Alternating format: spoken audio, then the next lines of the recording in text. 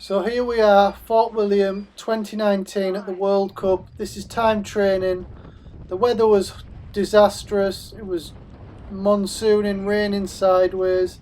Really tough day on the bike. I'd had a big crash before this, so I was just trying to get back up to speed.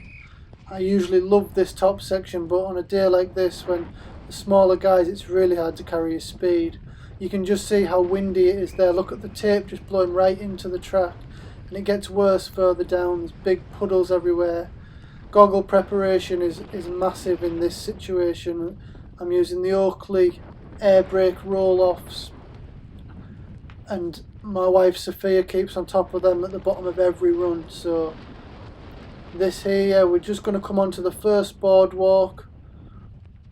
It hasn't been too difficult so far up to this point, but we're going to go around this left-hander and we're going to gather our thoughts up, and we're going to really snap into it now because it gets rough, it's brutal. Some hellish big crashes there last year with Finn Isles and Adam Brayton having big ones. But now we're into like the meat of Fort William, if you like. It's rocky, rough, it's gravelly. The one good thing about Fort William in these conditions, you have lots of grip, because once it's really dry, it's really slippery. But in the wet, it's good. It's really quite grippy, and you can see the water on the GoPro there.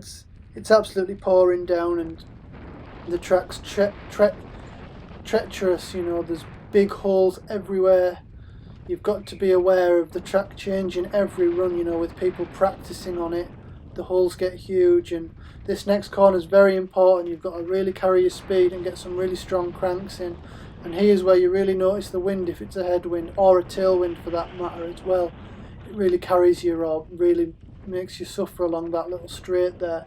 Little gap out of there. Left, right, over the big steps. Get up high. And once again, carry good speed out of that corner. Over the bridge into the famous right-hander, over the little jump. There's a little gap there, which is really quite dodgy in the rain. And in the wind, sorry, not the rain. There, the tape's blowing right into the track, as you can see again. You get off to one side to set up for that left-hander, sorry. And yeah, into this new section that's only been in the last couple of years. I quite like it. I think it's a love-hate thing. Some riders don't like it, they prefer the old way, but for me, I like it. And then we get some really big holes in this section here, heavy braking into these little trees. They go inside or outside. And there's a big step down here, which is quicker to just squash, I believe. And then we're going to get here to the famous Fort William Wood section. Little step down coming in there, which you don't really jump. You get on the ground, get on the brakes, set up for this big man-made rock garden. This year in 2019 we didn't go all the way through. We cut out early there into this bog fest with bodies everywhere. Look, I'm just going to overtake somebody here.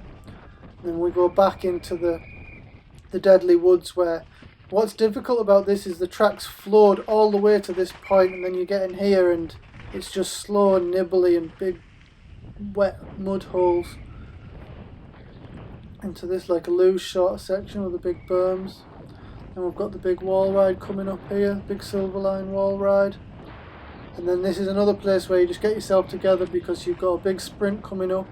You just got to execute these turns really nicely, which is quite difficult when it's really dry, because it's really loose. Big swimming pool puddle there into the second wall ride. Then you get some strong cranks in here, and then all being well, from there you do not want to touch the brake all the way until you cross the finish line. Might sound a little bit crazy, but there isn't really anything that you need to slow down for so much from that point.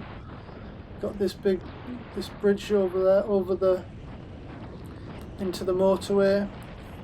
It's really difficult to stay off the brakes into that there, but it gets a really good rut, so you can manage.